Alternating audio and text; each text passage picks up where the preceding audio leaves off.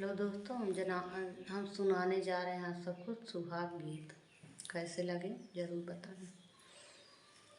एक हाथ लोटा लिहली, एक हाथ डोरी जी सुहाग सिंचई चली हई बाबा का दुलारी जी सोहाग सिंचई चली हई बाबा कई दुलारी।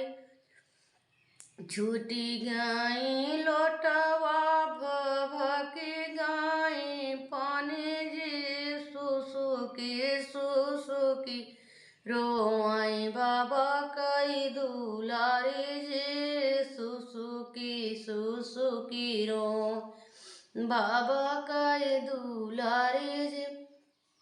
घोड़वा चढ़ल आमई दुल्हे कवन रामा कहे गुना रोता टू बाबा कई दुलारी हो कहे गुना रोता टू बाबा कई दुलारी हो।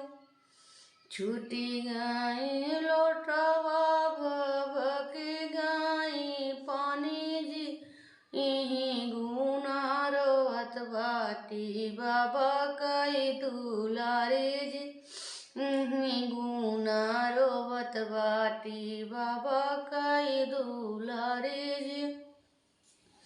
नाधी देवै चरखी चलाई देवै पानी हो नाधी देवै चरखी चलाई देवै पानी हो निहुरी सोहाग सिचु सोहागवा कई बारी हो निहुरी सोहाग सिचु बाबा कई दुलारी हो निहुरी सोहाग सिचु बाबा कई दुलारी हो।